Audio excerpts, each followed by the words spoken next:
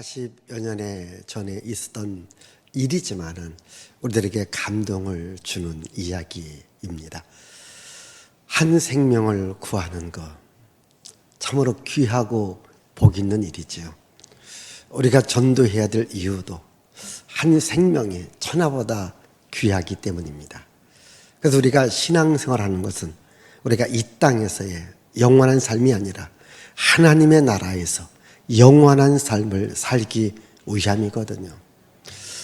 에녹이 하나님을 알았기 때문에 300년간을 동행했습니다. 노아가 하나님을 알았기 때문에 120여 년이라는 긴 세월 방주를 만드는 일에 자신의 전생애를 바쳤던 것입니다. 여러분, 신앙이라고 하는 것은 세상 문화의 길을 따라가는 것이 아니라 하나님의 말씀을 따라가는 겁니다. 우리가 하나님을 믿고 믿음으로 살아가는 그 끝은 어디냐? 영원한 하나님의 나라입니다. 세상에 많고 많은 죄악된 세상 가운데 노아는 이 세상 문화에 세상 사람들의 삶의 방법을 따라가지 않고 자기 조상이었던 에녹과 같이 하나님의 은혜를 받았고 또한 하나님 앞에 의인이라고 완전한 자라고 그리고 하나님 앞에 하나님과 동행한 자라고 하는 인정을 받게 되었습니다. 그래서 하나님께서 노아에게 은혜를 주었습니다. 노아에게 은혜 준 게 무엇일까요? 노아에게 방주를 만들어라. 그 방주가 너와 너의 가족을 살릴 것이다. 이렇게 말씀하고 있습니다. 우리 한번 오늘 말씀 가운데 14절의 말씀을 읽습니다. 너는 고페르 나무로 너를 위하여 방주를 만들되 그 안에 칸들을 막고 역청을 그 안팎에 칠하라. 자, 너를 위하여 방주를 만들어라. 여러분 집에도 우리 교회에도 쓰레기통이 있습니다. 쓰레기가 가득 차면 버립니다. 근데 쓰레기를 버리려고 보니까 그 안에 반짝반짝거리는 보석 하나가 있습니다. 쓰레기통에 있습니다. 여러분, 보석도 같이 버리겠습니까? 버리지 않습니까?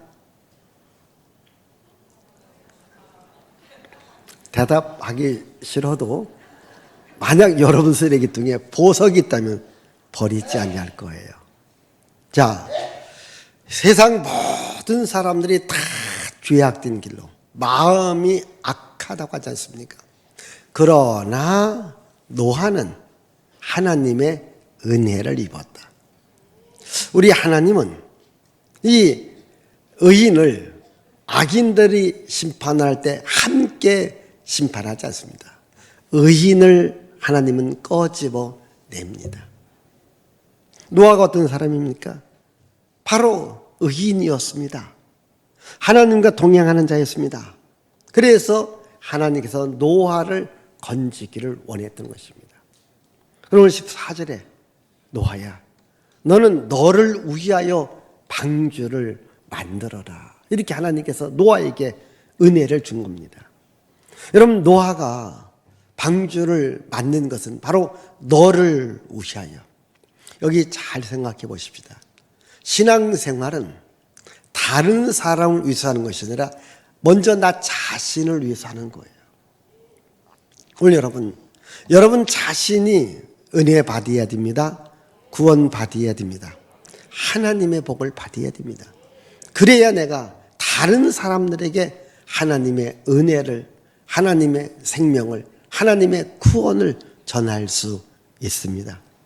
저는 여러분들이 이런 세상 속에서도 왜 나만 교회에 다녀야 되는가? 나만 왜 헌신해야 되는가? 나만 왜 봉사해야 되겠는가? 나만 왜 전도해야 되겠는가? 라고 생각하지 마시고 내가 먼저 봉사하리라. 내가 먼저 기도하리라. 내가 먼저 전도하리라. 내가 먼저 충성하리라. 이런 마음을 갖고 믿음의 길로, 생명의 길로, 의의 길로 갈 수 있기를 바랍니다. 이와 같이 하나님은 노아에게 방주를 만들라고 말씀하고 난 후에 노아하고 언약을 맺습니다. 우리 18절의 말씀을 보겠습니다. 그러나 너와는 내가 내 언약을 세우리니 너는 내 아들들과 내 아내와 내 며느리들과 함께 그 방주로 들어가고. 자, 하나님께서 노아에게 방주를 만들라고 했어요. 그래서 너와 너의 아내와 너의 아들들과 너의 며느리를 위해서 방주를 만들어라. 그러면 내가 살려주리라. 그러고 난 후에 언약을 맺으신 거예요. 여러분, 하나님은 일을 할 때에 언약을 맺고 일을 합니다. 여러분들도 이 사회생활을 하다 보면 서로 거래를 하게 됩니다. 서로 이제 이야기를 주고받고 난 후에 계약을 합니다. 계약을 하고 일을 하지, 계약하지 않고 일은 안 합니다. 물론 계약하지 않고 일하다가 큰 어려움을 만날 때 해결할 방법이 없습니다. 그러나 계약하고 일을 하면 그 일이 중간에 잘못된다 할지라도 계약대로 하면은 그래도 손해가 덜 납니다. 여러분, 하나님께서도 일을 시킬 때에 그냥 시키지 않습니다. 계약을 맺습니다. 언약을 맺습니다. 하나님께서 아브라함을 불렀습니다. 여러분, 이 아브라함하고 일할 때도 하나님께서는 아브라함과 언약을 맺으십니다. 여러분, 창세기 15장 우리 18절 말씀 보겠습니다. 그날에 여호와께서 아브라함과 더불어 언약을 세워 이르시되 내가 이 땅을 애굽 강에서부터 그 큰 강 유브라데까지 내 자손에게 주노니. 이제 아브라함을 부르고 아브라함과 언약을 맺고 계약을 맺고 일을 하십니다. 이제 아브라함 자손이 애굽 땅에 갔어요. 그 애굽 땅에 가서 어려움을 당합니다. 고난을 당합니다. 그래서 하나님 앞에 부르짖습니다. 하나님, 우리를 구원해 주세요. 도저히 애굽 땅에서 더 이상 살 수 없습니다. 우리를 구원해 주세요. 그때 하나님께서 어떻게 일하십니까? 우리 한번 출애굽기 2장 24절을 자 읽습니다. 하나님이 그들의 고통 소리를 들으시고 하나님이 아브라함과 이삭과 야곱에게 세운 그의 언약을 기억하사. 자, 그들의 고통 소리를 들으시고요. 하나님께서 아브라함에게, 이삭한테, 야곱한테 한 언약이 있습니다. 그 언약을 기억하시고 일하기 시작합니다. 그게 바로 애굽에서 출애굽을 시키는 겁니다. 이와 같이 하나님께서 일하실 때는 이 언약을 맺고 언약대로, 약속대로 일하시는 하나님입니다. 그럼 그 하나님의 약속은 하나님은 어떻게 지키실까요? 우리 한번 시편 89편 34절을 읽습니다.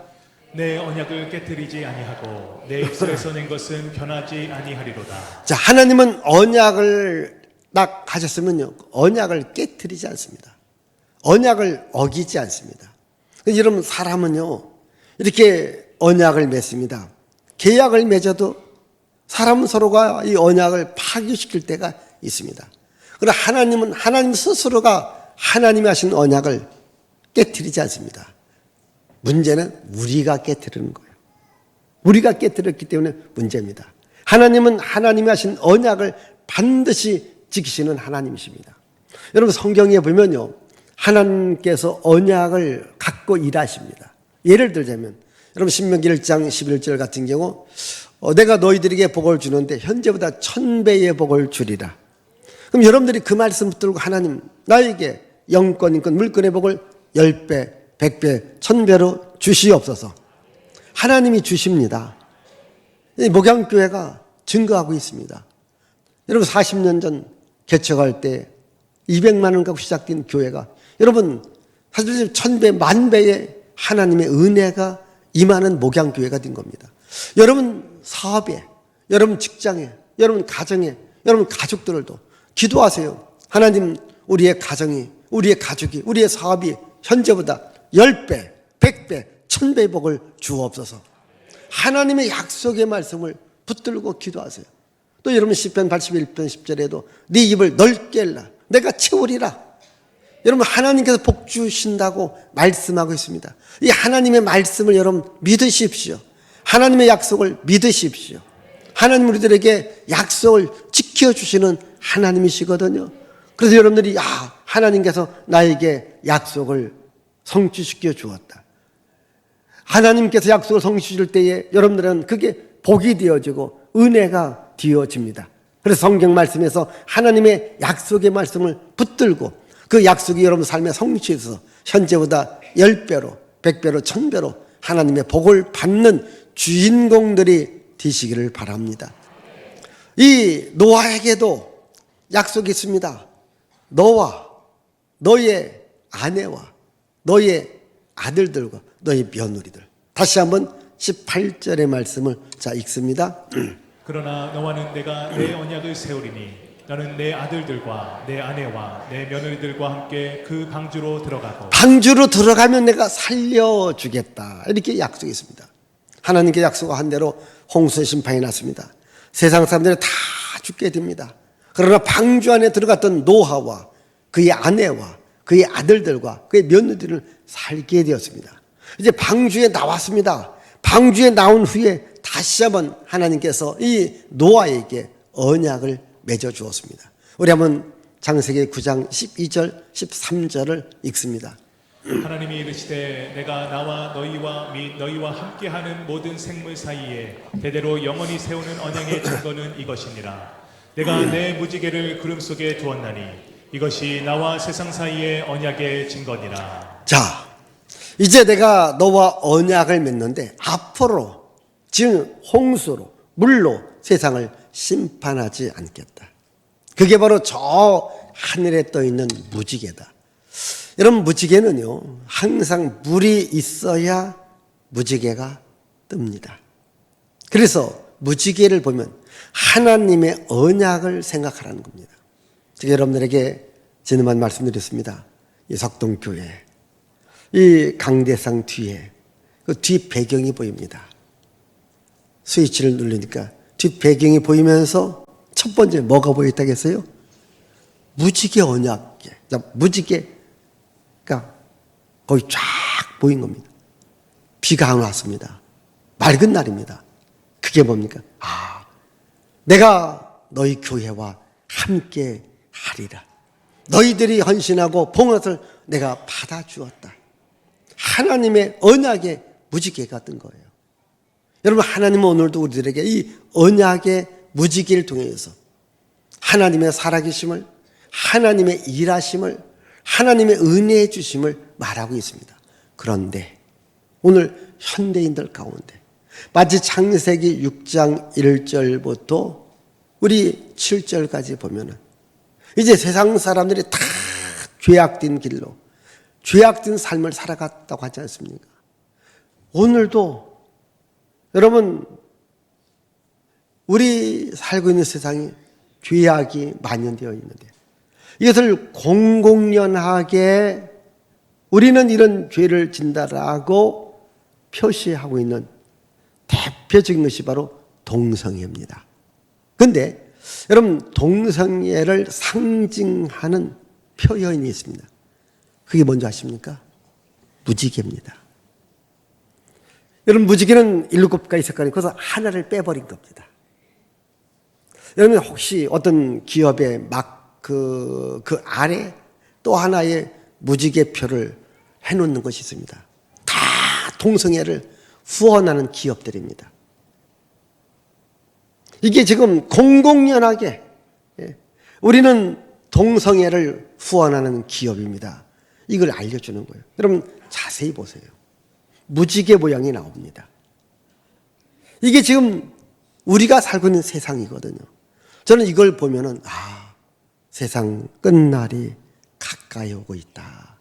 이걸 보면서 우리는 세상 사람들이 변형된 무지개를 바라보는 것이 아니라 하나님의 언약의 말씀을 바라보면서 믿음의 길로, 말씀의 길로 갈 수 있기를 바랍니다. 하나님은 노아의 방주를 통해서 우리를 구원해 주겠다. 그 방주는 오늘로 말하면 교회를 말합니다. 누구든지 교회 와서 예수를 믿으면 구원시켜 주겠다. 영원한 하나님의 나라를 살 수 있는 생명을 주겠다. 이렇게 하나님께서 말씀하고 있으니 항상 교회 중심의 삶을 살아갈 수 있기를 바랍니다. 바로 노아 방주 안에 들어와야 생명이 보존된다. 사람뿐만 아니라 짐승도 노아 방주 안에 들어와야 생명이 보존된다. 이렇게 말씀하고 있습니다. 자, 우리 한번 19절과 20절 말씀을 읽습니다. 혈육 있는 모든 생물을 하늘 각기 암수 한 상씩 방주로 이끌어들여 너와 함께 생명을 보존하게 하되 새가 그 종류대로 가축이 그 종류대로 땅에 기는 모든 것이 그 종류대로 각기 둘씩 내게로 나아오리니 그 생명을 보존하게 하라. 자, 이 생물들도 방주 안에 들어올 때에 생명이 보존된다라고 말씀하고 있습니다. 노아 방주입니다. 교회입니다. 교회 안에 우리 주의 생명이 있습니다. 이 생명을 여러분들이 다 받아야 영원히 살 수 있습니다.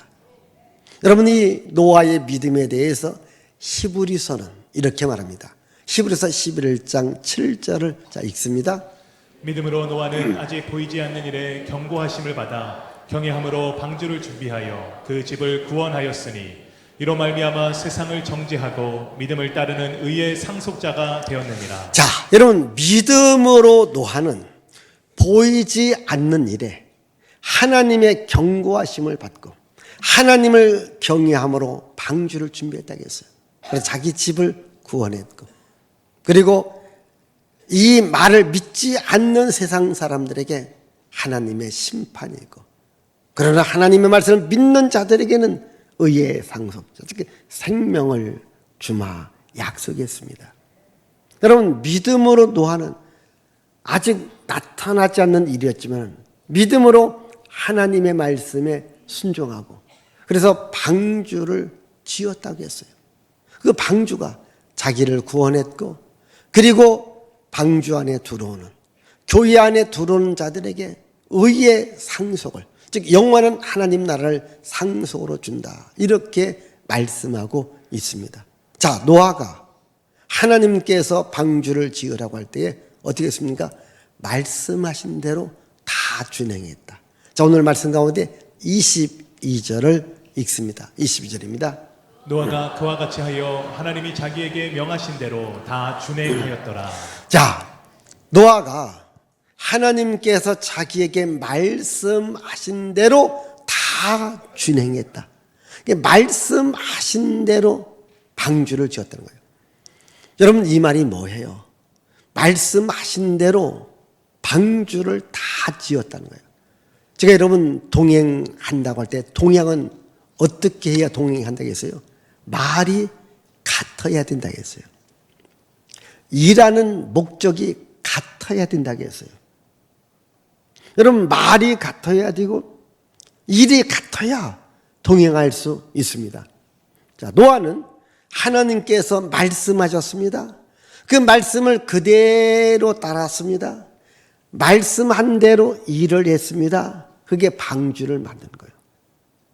이것이 뭘 말합니까? 노아는 하나님과 동행을 했다는 거예요. 여러분도 하나님의 말씀을 따르고 말씀에 따라 일을 하는 것은 뭘까요? 우리 주님과 동행하는 것입니다.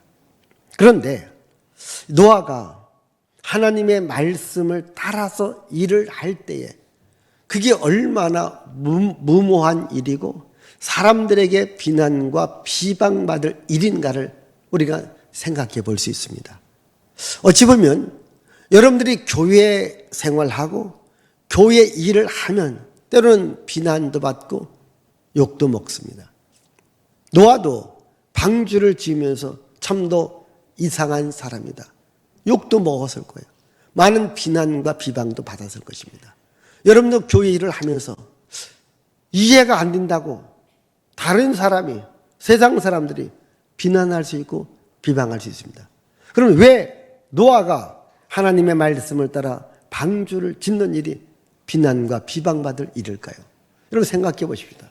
방주라는 것은 통상 바닷가, 강가, 물이 있는 곳에서 방주를 만듭니다. 그런데 저 높은 산에다가 짓습니다. 얼마나 사람들이 비난하고 비방하고 욕했을까요? 그리고 또한 조그만 게 아닙니다. 엄청나게 큰 방주. 여러분 1층, 2층, 3층입니다. 여러분도 한번 생각해 보세요. 혹시 여러분들이 내가 집 하나 짓는데 3층짜리 집 하나 져보세요. 얼마나 힘들겠습니까? 이게요. 아까 그 전 선장이 이끌었던 그 참치배가 약 4,000톤급이라고 합니다. 방주는요, 그것의 10배가 더 큰 거예요. 계산해 보면요. 여러분, 이런 방주를 산에다 지니까요, 얼마나 힘들겠습니까? 근데 방주의 구조를 보면 우리가 배는 엔진이 있어야 돼요. 옛날 돛이 있어야 돼요. 그것도 없는 거예요. 그리고 또 1, 2년에 끝난 게 아닙니다. 120년에 걸친 거예요. 자기 삶을 거기 다 보낸 겁니다. 여러분, 얼마나 많은 돈이 들어갔고 자기 인생이 들어갔겠습니까? 그러니까 사람들이 비난할 수밖에 없지 않습니까? 비방할 수밖에 없지 않습니까? 그래도 하나님의 말씀이기 때문에 순종했더라는 겁니다. 신앙은 내 생각과 내 지식과 세상 사람들의 말을 따라가는 것이 신앙이 아닙니다. 우리가 신앙생활은 하나님의 말씀을 따라가는 겁니다. 하나님의 말씀대로 일하는 겁니다.